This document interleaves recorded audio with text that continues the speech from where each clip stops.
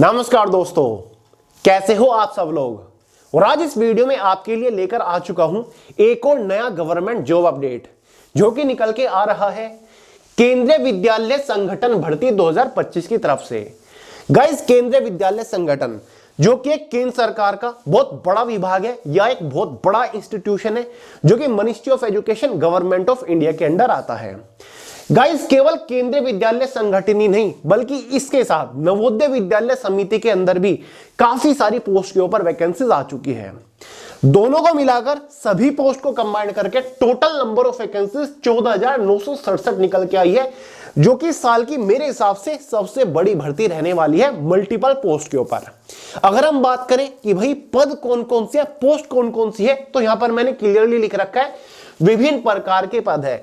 यानी कि एक दो पोस्ट के ऊपर भर्ती नहीं है बल्कि बहुत सारे पद हैं। उसमें आपके टीचिंग के भी पद हैं, मतलब पीजीटी टीजीटी की पोस्ट के ऊपर भी वैकेंसीज है। काफी सारी क्लरिकल पोस्ट है, नॉन क्लरिकल पोस्ट है, टेक्निकल पोस्ट के ऊपर भी भर्ती है। यानी कि ग्रेजुएट पास 10-12 कैंडिडेट्स के लिए काफी सारी पोस्ट के ऊपर वैकेंसीज निकल के आ चुकी है। और टोटल नंबर ऑफ वैकेंसीज भी इस बार हर एक पोस्ट के ऊपर काफी बढ़िया निकल के आई है। ऐसा नहीं कि 100-200 वैकेंसी है, काफी बढ़िया नंबर में वैकेंसीज निकल के आई है। गाइस, ये कहना गलत नहीं होगा कि भाई ये भर्ती साल की सबसे बढ़िया सरकारी नौकरी रहने वाली है। एज लिमिट जनरल वालों के लिए 18 से 30 साल तक का है, 12वीं पास 10वीं पास वालों के लिए भी। 10वीं पास वालों के लिए भी काफी सारी पोस्ट है, काफी सारी पोस्ट 12वीं पास वालों के लिए भी है, एनवीएस के अंदर भी है और केवीएस के अंदर भी है। महिला और पुरुष दोनों ही कैटेगरी कैंडिडेट सभी पोस्ट के लिए एलिजिबल है। गाइस, पिछले साल तक क्या होता था, केवीएस केंद्रीय विद्यालय संगठन के अंदर अलग से वैकेंसी निकलती थी, एनवीएस नवोदय विद्यालय समिति के अंदर अलग से वैकेंसी निकलती थी। लेकिन इस बार दोनों को एक साथ मर्ज कर दिया गया, एक साथ भर्ती निकाल दी गई है और इस भर्ती को कंडक्ट करा रहा है हमारा सीबीएसई बोर्ड। ठीक है, तो गाइज अगर हम बात करते हैं अंतिम तिथि क्या है, 4 दिसंबर 2025 तक आप फॉर्म भर पाओगे। जी हाँ दोस्तों, फॉर्म फिलहाल भरे जा रहे हैं। फॉर्म की जो आखिरी तारीख है वो 4 दिसंबर है। ऑल इंडिया की वैकेंसी है, मेल और फीमेल दोनों ही कैटेगरी कैंडिडेट एलिजिबल है पूरे भारत से, क्योंकि एक सेंट्रल गवर्नमेंट लेवल की भर्ती है। यहां पर जो सबसे छोटी पोस्ट है ना, उसके ऊपर भी सैलरी आपको अच्छी मिल रही है और बड़ी पोस्ट के तो भूल जाए, 1.5-2 लाख रुपए महीना वाली पोस्ट यहां पर निकली हुई है जहां पर इतना वेतन आपको मिलेगा।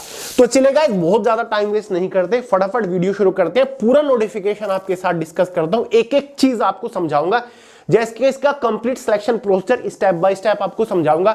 एज लिमिट क्वालिफिकेशन के बारे में बात करेंगे, post wise exam pattern syllabus के बारे में जानकारी आपको दूंगा, किस पोस्ट के ऊपर सिलेक्शन होने के बाद सैलरी यानी कि वेतन आपको कितने मिलने वाला है, exam centre, job profile, job location के बारे में बात करेंगे। भर्ती को लेकर थोड़े से भी इंटरेस्टेड है, वीडियो को पूरे ध्यान से आखिर तक जरूर देखिएगा। तो चलिए गाइस, फटाफट वीडियो शुरू करते हैं। बट उससे पहले आपको एक छोटी मगर मोटी इंफॉर्मेशन दे दूं। गाइस, अगर आप इस एग्जाम की तैयारी करने की सोच रहे हो या फिर किसी भी छोटे बड़े कॉम्पिटिटिव एग्जाम की तैयारी कर रहे हो और जनरल अवेयरनेस आपको समझ नहीं आता, तो घबराइए मत, पेश है आपके लिए जीएस बॉम।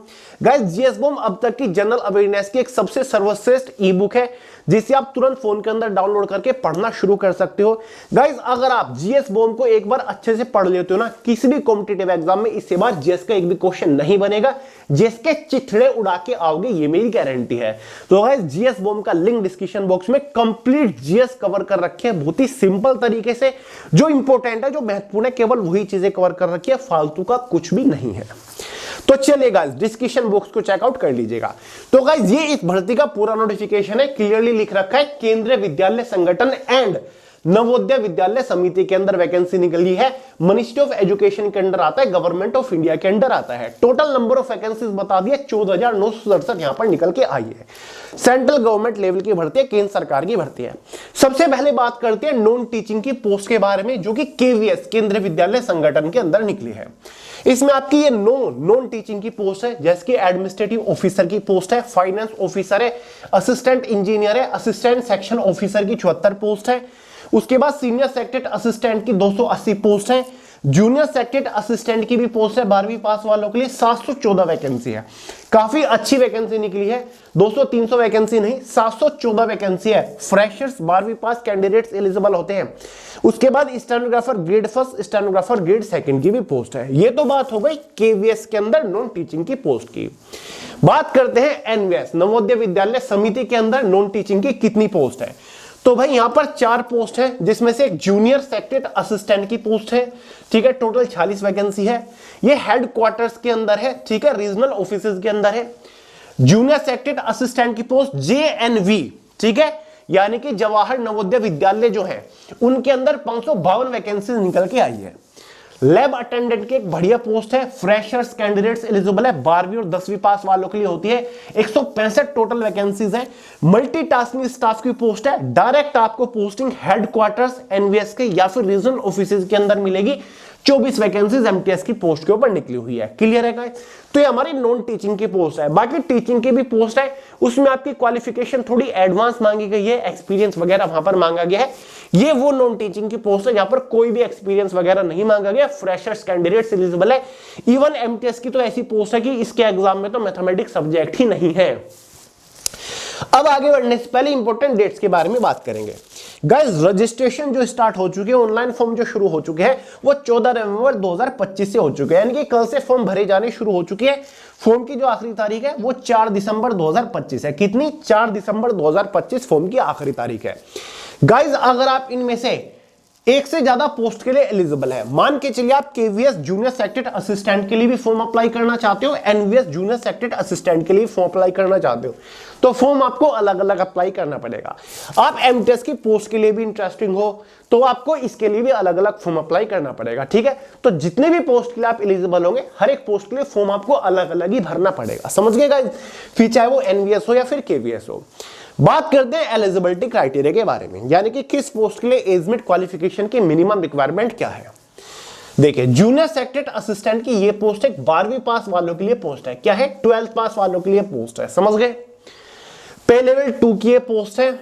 इस पोस्ट के ऊपर जो एज लिमिट है वो आपकी 27 साल है, यानी कि 18 से 27 साल जनरल वालों के लिए एज लिमिट है। जो आपकी एज कैलकुलेट होगी वो 4 दिसंबर 2025 तक आपकी एज कैलकुलेट होने वाली है। OBC ST SC वालों को एज में रिलैक्सेशन मिलेगा, कितना? यहां पर देख लो, OBC वालों को एज में 3 साल का रिलैक्सेशन देखने को मिल रहा है। SC और ST कैटेगरी वालों को एज में 5 साल का रिलैक्सेशन देखने को मिलेगा। ये जो मैंने आपको एज बताई ये जनरल कैटेगरी के लिए है, समझ गए? फिर चाहे आपकी KVS के अंदर जूनियर सेक्रेटरी असिस्टेंट की पोस्ट हो या फिर NVS के अंदर JSA की पोस्ट हो, ठीक है। अब बात करते हैं क्वालिफिकेशन। एसेंशियल क्वालिफिकेशन में 10+2 दोनों पोस्ट के लिए 12वीं पास एलिजिबल है, फिर चाहे वो KVS की हो या फिर आपकी NVS की हो। 12वीं पास कैंडिडेट्स जूनियर सेक्रेटरी असिस्टेंट की पोस्ट के लिए फॉर्म भर सकते हो।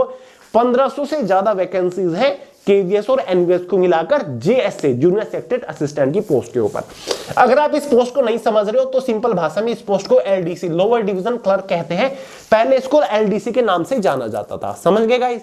सैलरी के बारे में बात करें तो भाई LDC या फिर जूनियर सेक्रेटरी असिस्टेंट की पोस्ट के ऊपर जस्ट आफ्टर सिलेक्शन 40,000 रुपए महीना आपको तनख्वाह मिलेगी, क्योंकि ये एक ग्रुप C की पोस्ट है, पे लेवल 2 की पोस्ट है। 1900 रुपए ग्रेड पे वाली ये पोस्ट है, समझ गए? बेसिक पे 19,900 है। तो जस्ट आफ्टर सिलेक्शन शुरुआती सैलरी 40,000 रुपए रहेगी with all and extra allowances, ठीक है। और कोई एक्सपीरियंस कंप्यूटर का डिप्लोमा या फिर सर्टिफिकेट नहीं चाहिए, सिंपल 12वीं पास कैंडिडेट एलिजिबल है। दूसरी पोस्ट है लैब अटेंडेंट की, ठीक है। लैब अटेंडेंट के लिए गाइस, अगर आप 12वीं पास हो, साइंस सब्जेक्ट से आपने 12वीं पास कर रखी है तो आप एलिजिबल हो। अगर आप 12वीं पास नहीं हो साइंस सब्जेक्ट से तो जरूरी है कि आपने 10th पास कर रखा हो, डिप्लोमा कर रखो या फिर सर्टिफिकेट हो लेबोरेटरी टेक्नीशियन का, ठीक है। या फिर सिंपल 12वीं पास हो साइंस सब्जेक्ट से, यानी कि फिजिक्स केमिस्ट्री मैथ में से अगर कोई भी सब्जेक्ट था तो आप एलिजिबल हैं, समझ गए गाइस? और एज लिमिट आपकी 18 से 30 साल है मैक्सिमम इस पोस्ट के ऊपर, लैब अटेंडेंट की पोस्ट के ऊपर। यहां पर जो आपकी तनख्वाह रहेगी लगभग 36,000 रुपए महीने के आसपास रहने वाली है, समझ गए? एज लिमिट मैंने बता दी। तीसरी पोस्ट है मल्टीटास्किंग स्टाफ की, ठीक है। पे लेवल 1 की पोस्ट है, जस्ट आफ्टर सिलेक्शन शुरुआती सैलरी 35,000 रुपए महीना के आसपास आपकी रहने वाली है। MTS की पोस्ट के ऊपर भी एज लिमिट 18 से 30 साल है। एज आपकी मैंने बता दी है 4 दिसंबर 2025 तक कैलकुलेट होने वाली है। OBC ST SC वालों को एज में रिलैक्सेशन देखने को मिल जाएगा, समझ गए गाइस? तो ये सभी पोस्ट का मैंने क्वालिफिकेशन बता दिया। अब आप कहोगे कि भैया पोस्ट तो आपने कई सारी दिखाई थी शुरुआत में, जैसे कि फाइनेंशियल ऑफिसर भी है, एडमिनिस्ट्रेटिव ऑफिसर भी है, असिस्टेंट सेक्शन ऑफिसर है और सीनियर सेक्टर असिस्टेंट भी है। ये सारी की सारी पोस्ट ऐसी है जिनके लिए एक्सपीरियंस मांगा गया है। फ्रेशर्स कैंडिडेट्स के लिए जो पोस्ट है वो junior secretary assistant, stenographer grade 1, stenographer grade 2, MTS और आपकी लैब अटेंडेंट, ये 3-4 पोस्ट ऐसी हैं जिनके ऊपर कोई एक्सपीरियंस नहीं है। ठीक है, ऐसी आपकी एनवीएस के अंदर है, ऐसी आपकी केवीएस के अंदर है। सीनियर सेक्रेटरी असिस्टेंट की पोस्ट के ऊपर मांगा गया है एक्सपीरियंस। एक्सपीरियंस किस चीज का मांगा गया है कि आपने जूनियर सेक्रेटरी असिस्टेंट की पोस्ट के ऊपर काम कर रखा हो, समझ गए? तो इसलिए मैंने सीनियर सेक्रेटरी असिस्टेंट की पोस्ट कवर ही नहीं करी। गाइज अब बात कर लेते हैं सिलेक्शन प्रोसीजर के बारे में। तो भाई आपकी जो मोस्टली पोस्ट है जैसे कि जूनियर सेक्रेटरी असिस्टेंट हुआ, इस पोस्ट का जो सिलेक्शन प्रोसीजर है वो 3 स्टेजेस के ऊपर टिका हुआ है। ये गाइज एमटीएस की पोस्ट है, फिर चाहे आपका केवीएस हो एनवीएस हो, वैसे एनवीएस के अंदर ही एमटीएस की पोस्ट अकेली। ठीक है, ये एमटीएस की पोस्ट का एग्जाम पैटर्न है, टियर 1 एग्जाम है आपका एमटीएस, ये लिखा हुआ है for the multitasking staff in NVS tier 1 preliminary exam है, क्वालिफाइंग नेचर है, 2 घंटे का आपका एग्जाम रहने वाला है, समझ गए? और खास बात यह है एग्जाम आपका ऑफलाइन ओएमआर बेस्ड कंडक्ट कराया जाएगा, ऑब्जेक्टिव पेपर ये लिखा हुआ है ओएमआर बेस्ड। 4 सब्जेक्ट है जिसमें से एक आपका general awareness and current affair रहने वाला है। ठीक है, 20 क्वेश्चंस आने वाले हैं, एक क्वेश्चन के लिए आपको 3 नंबर दिए जाएंगे। ठीक है, तो भाई ये 20 क्वेश्चन 60 नंबर के अंदर आएंगे। दूसरा subject basic knowledge of computer operations, 40 question 120 number के अंदर। तीसरा सब्जेक्ट लैंग्वेज कंपिटेंसी टेस्ट, समझ गए? ये स्पेशली इंग्लिश सब्जेक्ट का है, समझ गए? 20 क्वेश्चन आएंगे 60 नंबर के अंदर। ठीक है, यानी कि ये इंग्लिश सब्जेक्ट है 20 नंबर का। चौथा है language competency test 1 other modern Indian language. ठीक है, यानी कि किसी एक मॉडर्न इंडियन लैंग्वेज जो है ना उससे रिलेटेड 20 क्वेश्चन आएंगे और वो आप चूज कर सकते हो खुद 60 नंबर के अंदर। अब कौन सी इंडियन लैंग्वेज की बात हो रही है यहां पर मैं आपको दिखा दूं। ठीक है, अभी दिखा रहा हूं, चलो यहां पे देखिए आप स्क्रीन के ऊपर एडिट करके लगा दूंगा। ठीक है, ये देखिए ये आपको कुछ लैंग्वेजेस दिख रही हैं, ठीक है, जिसमें हिंदी भी है। इनमें से किसी एक लैंग्वेज को आप चूज कर सकते हैं फॉर्म भरते टाइम। ठीक है, तो आपको उस लैंग्वेज से, जैसे कि भारत की ये आपकी रीजनल लैंग्वेजेस है, इनमें से किसी भी एक लैंग्वेज को चूज कर सकते हैं। जिस भी लैंग्वेज को चूज करोगे उससे आपको स्क्रीन के ऊपर अपने मतलब पेपर में 20 क्वेश्चन दिख जाएंगे। ठीक है, तो घबराने वाली बात नहीं है, बेसिक सही है। तो इसी के बेसिस पर 100 क्वेश्चन आएंगे एग्जाम में, 300 नंबर का पेपर रहने वाला है। एग्जाम में 1/3 की नेगेटिव मार्किंग भी है। 1/3 की मतलब एक क्वेश्चन के लिए 3 नंबर दिए जा रहे हैं, एक गलत क्वेश्चन पर 1 नंबर आपका काट लिया जाएगा। क्लियर है? ठीक है, यानी कि एक तरीके से 1 नंबर की नेगेटिव मार्किंग आपके एग्जाम में होगी। एग्जाम आपका बायलैंग्वेज हिंदी इंग्लिश में कंडक्ट कराया जाएगा। तो आपने नोटिस कर लिया होगा एमटीएस के पेपर में कोई भी मैथमेटिक्स से सब्जेक्ट है ही नहीं, एक भी क्वेश्चन नहीं है, न्यूमेरिकल एबिलिटी है ही नहीं। सिलेबस आपको आगे प्रोवाइड करा दूंगा। गाइस ये एमटीएस का जस्ट टियर 1 एग्जाम है जो कि जस्ट क्वालिफाइंग नेचर है। टियर 2 एग्जाम मोस्ट इंपोर्टेंट है। टियर 2 एग्जाम के मार्क्स के बेसिस पर ही आपको फाइनल सिलेक्शन मिलेगा, फाइनल मेरिट बनने वाली है। तो चलिए, तो ये तो बात हो गई एमटीएस की। बात करते हैं जूनियर सेक्रेटरी असिस्टेंट की पोस्ट के बारे में। लो भाई, जूनियर सेक्रेटरी असिस्टेंट की पोस्ट का ये रहा आपका टियर 1 एग्जाम। ठीक है, ये आपका एक तरीके से प्रीलिमिनरी एग्जाम है। जूनियर सेक्रेटरी असिस्टेंट की पोस्ट में 2 एग्जाम होंगे, एक प्रीलिमिनरी एग्जाम होगा, एक मेन एग्जाम होगा। ये जो प्रीलिमिनरी एग्जाम है ये जस्ट क्वालिफाइंग नेचर है, और प्रीलिमिनरी एग्जाम से मेन एग्जाम मुझे इजी लगा, क्यों मैं आपको आगे बताऊंगा। ठीक है, तो भाई जेएसए जूनियर सेक्रेटरी असिस्टेंट की पोस्ट का एग्जाम पैटर्न है ये, और ये गाइस आपका टियर 1 एग्जाम है, समझ गए? फिर चाहे आपका एनवीएस हो या फिर आपका केवीएस हो, दोनों का सेम एग्जाम पैटर्न है। आपको एग्जाम में ये 6 सब्जेक्ट्स देखने को मिलेंगे, जिसमें से एक जनरल रीजनिंग का रहेगा, 20 क्वेश्चन वही 60 नंबर के अंदर, क्योंकि एक क्वेश्चन जो है 3 नंबर का है। दूसरा आपका न्यूमेरिक एबिलिटी यानी कि बेसिक जो अर्थमेटिक होता है वो आएगा, मैथमेटिक्स 20 क्वेश्चन 60 नंबर के अंदर। तीसरा बेसिक कंप्यूटर लिटरेसी, कंप्यूटर की बेसिक नॉलेज से 20 क्वेश्चन 60 नंबर के अंदर। चौथा आपका आएगा जनरल नॉलेज। ठीक है, जीएस बॉम प्रोवाइड करा चुका हूं, 20 के 20 क्वेश्चन सही ठोक के आओगे, मेरी गारंटी है, बस जीएस बॉम को पढ़ लो, 20 क्वेश्चन 60 नंबर के अंदर। पांचवा लैंग्वेज कॉम्पिटेंसी टेस्ट जो कि इंग्लिश लैंग्वेज का होने वाला है। ठीक है, 10 क्वेश्चन 30 नंबर के अंदर। छठा जो रहेगा language competency test 1 other modern Indian languages, जो एमटीएस में मैंने आपको बताया इनमें से किसी एक लैंग्वेज को चूज कर लेना है, उससे 10 क्वेश्चन पूछे जाएंगे 30 नंबर के अंदर। ठीक है, सिलेबस आपको आगे प्रोवाइड करूंगा। तो भाई जेएसए की पोस्ट में भी टोटल 100 ही क्वेश्चन होंगे, 300 नंबर का पेपर होगा। एग्जाम में वही 1/3 की नेगेटिव मार्किंग है, मतलब एक गलत क्वेश्चन पर 1 नंबर आपका काट लिया जाएगा। 2 घंटा क्वेश्चन पेपर की टाइम ड्यूरेशन रहने वाली है, समझ गए। ये जो एग्जाम पैटर्न मैंने आपको बताया ये आपका JSA जूनियर सेक्रेटरी असिस्टेंट का है। यहां पर लिखा हुआ है ये exam pattern except multitasking staff in NVS, ठीक है, इसको हटाकर बाकी सभी पोस्ट का है, ठीक है। तो इसका टियर फर्स्ट एग्जाम है, ये जस्ट क्वालिफाइंग नेचर है। इस एग्जाम को क्वालिफाई करने के बाद आपको सेकंड स्टेज के लिए बुलाया जाएगा जो कि मेंस एग्जाम रहेगा, जिसके बेसिस पर आपका फाइनल सिलेक्शन होगा। इसको क्वालिफाई करना है, आगे बढ़ना है, इसके जो मार्क्स होंगे फाइनल मेरिट में ऐड नहीं होंगे। अब सुन लो भाई मेंस एग्जाम कैसा होगा। ये आपका टियर 2 एग्जाम, ये लिखा हुआ है टियर 2 एग्जाम OMR बेस्ड है, यानी कि ऑफलाइन एग्जाम है। सब्जेक्ट नॉलेज एग्जाम ये रहने वाला है, ठीक है। यहां पर लिखा हुआ है detailed syllabus on KVS and NVS website under recruitment heading. लेकिन मैं आपको सिलेबस यहीं पर प्रोवाइड करा के जाऊंगा, चिंता मत करिए। यहां पर मैथ सब्जेक्ट नहीं होता, ठीक है, no maths subject. Mains exam में मैथ्स सब्जेक्ट से क्वेश्चन पूछे नहीं जाते। मेंस एग्जाम जो है वो टोटल आपका 100 नंबर का होगा, 70 क्वेश्चन होंगे, जिसमें से 60 तो आपके ऑब्जेक्टिव MCQ बेस्ड होंगे, 10 आपके डिस्क्रिप्टिव पेपर होंगे, ठीक है। यहां पर जो ऑब्जेक्टिव क्वेश्चन है, एक क्वेश्चन के लिए आपको 1 ही नंबर दिया जाएगा, लेकिन डिस्क्रिप्टिव पेपर में आपको एक क्वेश्चन के लिए 4 नंबर दिए जाएंगे। इसलिए डिस्क्रिप्टिव पेपर है 40 नंबर का, ऑब्जेक्टिव पेपर है 60 नंबर का, इसलिए 70 क्वेश्चन हो जाते हैं आपके 100 नंबर के, ठीक है गाइज, समझ गए। अब लो इसका सिलेबस देखो, बाकी की चीजें आपको आगे प्रोवाइड करूंगा। ये आपका टियर 2 एग्जाम का सिलेबस देखिए, detailed syllabus for the post of junior secretary assistant tier 2 exam. General knowledge से क्वेश्चंस पूछे जाएंगे, जिसमें Indian history, Indian geography, Indian economy, Indian polity, constitution, scientific research, award, sport, current affair और world. General awareness आएगा पूरा का पूरा, घबराना नहीं है। GS बॉम्ब आपके हाथ में, चिथड़े उड़ा के आओगे जनरल अवेयरनेस की, समझ गए। ऑब्जेक्टिव भी आएंगे क्वेश्चन, और कुछ क्वेश्चन आपके इसमें डिस्क्रिप्टिव भी होंगे। दूसरा लॉजिकल रीजनिंग रहेगा, ये रहे रीजनिंग के सारे टॉपिक, एनालॉजीज, ठीक है, आपका symbolic number, figural analogy, similarities and difference, world building, relationship concept, सारे के सारे हैं, ठीक है। तीसरा आपका कंप्यूटर लिटरेसी से रहेगा, यानी कि कंप्यूटर के बेसिक क्वेश्चंस पूछे जाएंगे। ये रहा पूरा का पूरा सिलेबस कंप्यूटर का। तो केवल ये 3 सब्जेक्ट आपके होने वाले हैं किसमें, मेंस एग्जाम में। बाकी कोई मैथमेटिक्स सब्जेक्ट नहीं है, कोई इंग्लिश सब्जेक्ट नहीं है, समझ गए। तो 60 ऑब्जेक्टिव क्वेश्चन आएंगे इन्हीं तीनों सब्जेक्ट से, और 10 इन्हीं तीनों सब्जेक्ट से डिस्क्रिप्टिव होंगे, यानी कि जिनका आंसर आपको पेन से लिख के देना होता है, ठीक है। एग्जाम में नेगेटिव मार्किंग भी है, 0.25 मार्क्स के एग्जाम में नेगेटिव मार्किंग है इसमें, यानी कि एक गलत क्वेश्चन पर 1/4 मार्क आपका काट लिया जाएगा, यानी कि 0.25 मार्क्स आपका काट लिया जाएगा, समझ गए गाइस। और यहां पर भी आपकी नेगेटिव मार्किंग है, एक गलत क्वेश्चन पर एक क्वेश्चन का 1 नंबर काट ले जाएगा, तो यहां पर भी 0.25 मार्क्स की नेगेटिव मार्किंग होती है डिस्क्रिप्टिव पेपर में।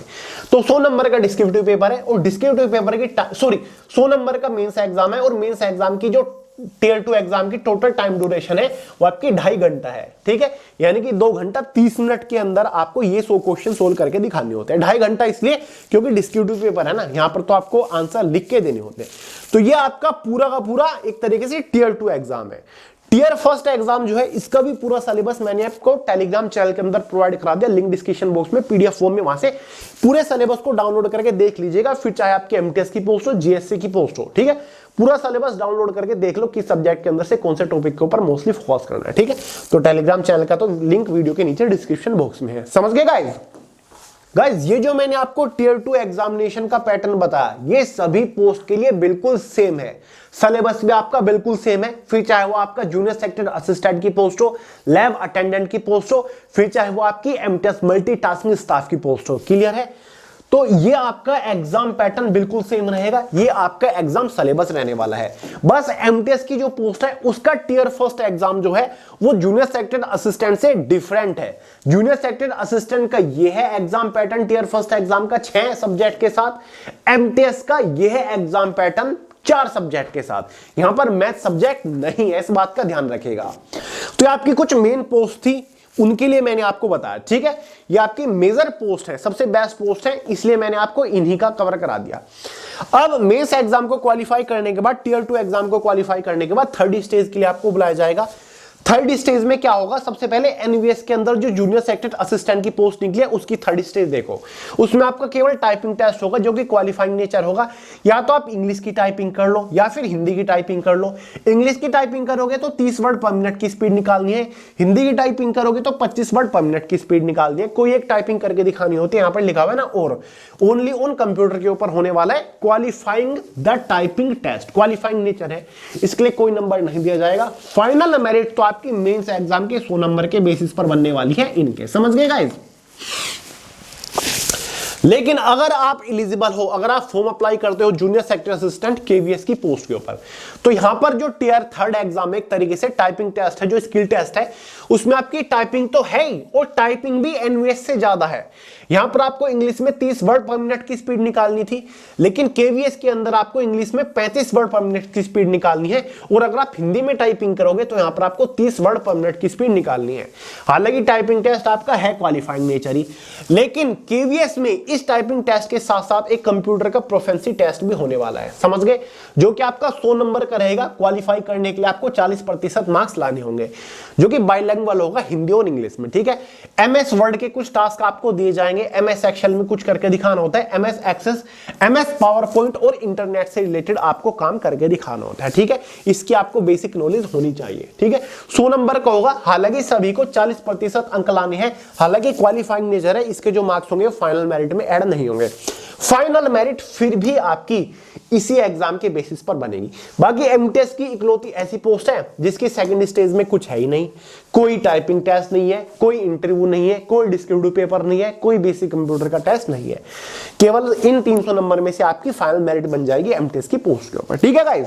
ये झमेला सारा का सारा है जूनियर सेक्टर असिस्टेंट की पोस्ट के ऊपर, समझ गए। फाइनल मेरिट जो बनेगी इन 100 नंबर के मार्क्स के बेसिस पर बनेगी। कई बार बता चुका हूं, फाइनल मेरिट 100 नंबर में से बनेगी, कैटेगरी वाइज कट ऑफ बन जाएगी, जिसके बेसिस पर आपको फाइनली सिलेक्शन मिलेगा। बाकी गाइस इतना तो आप समझ गए होंगे, जूनियर सेक्टर असिस्टेंट की जो पोस्ट है इसका सिलेक्शन प्रोसीजर 3 स्टेजेस के ऊपर टिका हुआ है। बाकी एमटीएस की पोस्ट का सिलेक्शन प्रोसीजर 2 स्टेज के ऊपर टिका हुआ है, tier first exam, tier second exam. बाकी एमटीएस की पोस्ट की थर्ड स्टेज में कुछ भी नहीं है, कोई स्किल टेस्ट, कोई टाइपिंग टेस्ट नहीं है, केवल मेंस एग्जाम के मार्क्स के बेसिस पर आपकी फाइनल मेरिट बननी है, समझ गए।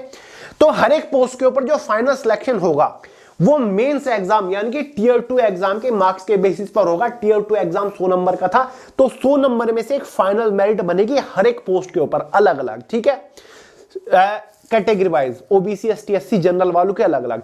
जिस भी कैटेगरी से आप आते होंगे, जिस भी पोस्ट के लिए आपने फॉर्म अप्लाई किया होगा, अगर आप उस कैटेगरी कट ऑफ में फिट बैठ रहे हो, आपके मार्क्स अच्छे हैं, तो भाई फाइनली आपका सिलेक्शन हो जाएगा। तो ये है फंडा, यानी कि एमटीएस की पोस्ट का भी 2 स्टेजेस के ऊपर सिलेक्शन प्रोसीजर टिका हुआ है। Tier first exam qualifying nature है, टियर सेकंड एग्जाम जो है वो आपका एक तरीके से मेंस एग्जाम है। गाइज अब बात कर लेते हैं कि भैया जॉब प्रोफाइल और जॉब लोकेशन बताओ, काम क्या आपको करना पड़ेगा। देखिए गाइस, काम की अगर हम बात करें, जूनियर सेक्रेटरी असिस्टेंट जेएससी जिसको आज कहा जाता है, पहले इसको एलडीसी की पोस्ट कहा जाता है। एलडीसी मतलब लोअर डिवीजन क्लर्क, यानी कि क्लरिकल पोस्ट है। एमटीएस की भी एक तरीके से आपकी क्लरिकल पोस्ट है। ऑफिस सेक्शन की जॉब है, कंप्यूटर बेस्ड, कंप्यूटर रिलेटेड काम करना है, कोई भी फील्ड ड्यूटी, फिजिकल ड्यूटी नहीं करनी। केवीएस केंद्र सरकार की नौकरी है, हेडक्वार्टर दिल्ली के अंदर है, 25 रीजनल ऑफिस हैं अलग अलग राज्य के अंदर, ठीक है, अलग अलग शहरों के अंदर। बाकी एनवीएस तो एक बहुत बड़ा संगठन है, उत्तर प्रदेश नोएडा के अंदर इसका हेडक्वार्टर है। पूरी भारत के अंदर बहुत सारे राज्य के अंदर बहुत सारे जेएनवीज हैं, इसके हेडक्वार्टर भी, रीजनल ऑफिसेज भी काफी सारे हैं। तो ऑल ओवर इंडिया के अंदर आपकी इसमें पोस्टिंग रहने वाली है। आपको अपने होम स्टेट में, आसपास के शहर में भी जॉब लोकेशन देखने को मिल सकती है, समझ गए। जॉब प्रोफाइल काम बता चुका हूं, क्लर्क का काम है, क्लर्क की पोस्ट है सारी की सारी। एमटीएस की पोस्ट के ऊपर भी आपको ऑफिस सेक्शन के अंदर रहकर ही काम करना होता है, जब तो कंप्यूटर की बेसिक नॉलेज यहां पर मांगी गई है। बात करते हैं सबसे बड़े मुद्दे की, किसकी, फॉर्म फीस की। फॉर्म फीस कितनी है, तो भाई हमने बात करी है यहां पर एमटीएस की पोस्ट की, लैब अटेंडेंट की, जूनियर सेक्टर असिस्टेंट की, ठीक है। इन 3 मेजर पोस्ट को हमने कवर किया है। ये तो है गाइस एग्जामिनेशन फीस 1200 रुपए, ये है आपकी प्रोसेसिंग फीस, ठीक है। तो भाई जो आपकी जनरल कैटेगरी हो गई, ओबीसी कैटेगरी हो गई, ईडब्ल्यूएस कैटेगरी हो गई, इन सभी कैटेगरी के लिए, इन तीनों चारों पोस्ट के लिए जो फॉर्म फीस है वो 1700 रुपए है। यानी कि 1200 आपकी एग्जाम फीस हो गई और 500 रुपए आपकी प्रोसेसिंग फीस हो गई। 1200 प्लस 500 होती है 1700। लेकिन अगर हम बात करें एससी एसटी और पीएच कैटेगरी, तो इनके लिए केवल 500 रुपए फीस है, क्योंकि इनके लिए जो एग्जामिनेशन फीस है वो माफ है, केवल आपको प्रोसेसिंग फीस देनी है। तो ये आपकी फॉर्म फीस स्ट्रक्चर है। जनरल, ओबीसी, ईडब्ल्यूएस वालों के लिए 1700 रुपए फॉर्म फीस है, इन कैटेगरी के लिए, इन पोस्ट के लिए ये जो आप देख रहे हैं, और बाकी एसटी एससी पीएच वालों के लिए 500 रुपए फॉर्म फीस है। ये फॉर्म फीस स्ट्रक्चर है जो कि मुझे काफी ज्यादा अनरीजनेबल लगी और सोच के गुस्सा भी बहुत आता है, लेकिन क्या करिए यार, गवर्नमेंट कर रही है ये जो कर रही है। इसी के ऊपर मैंने आपको एक वीडियो भी प्रोवाइड किया था। तो गाइस फिलहाल ये वैकेंसी निकली हुई है। इस वैकेंसी के लिए फॉर्म भरने के लिए आपको डायरेक्ट लिंक वीडियो के नीचे डिस्क्रिप्शन बॉक्स में मिल जाएगा, समझ गए गाइस, ठीक है। टेलीग्राम चैनल के अंदर इसका नोटिफिकेशन मिल जाएगा। फॉर्म आप इसका एनवीएस की ऑफिशियल वेबसाइट के ऊपर भी जाके भर सकते हैं, सीबीएसई के ऑफिशियल वेबसाइट के ऊपर भी जाके भर सकते हैं, केवीएस की वेबसाइट के ऊपर भी जाके भर सकते हैं। तीनों विभागों की वेबसाइट के ऊपर आपको नोटिफिकेशन भी मिलेगा, सिलेबस भी मिलेगा, फॉर्म का लिंक भी मिलेगा, ठीक है। कहीं से भी जाके आप इसका फॉर्म भर सकते हैं, क्योंकि कंबाइंड वैकेंसी इन्होंने निकाल दी है। 3 विभाग की 3 बड़ी भर्तियों की इन्होंने ऐसी तैसी मार दिया, ऐसा मैं कहूंगा, ठीक है। लेकिन क्या करें यार, पोस्ट तो अच्छी है, आप अगर एलिजिबल होंगे फॉर्म अप्लाई करेगा। तो चलिए गाइस, इस वीडियो में इतना ही था। वीडियो पसंद आई हो लाइक करेगा, दोस्तों के साथ शेयर करेगा, चैनल को सब्सक्राइब करना मत भूलिएगा। मिलते हैं अगली वीडियो में बहुत ही जल्द, तब तक के लिए जय हिंद।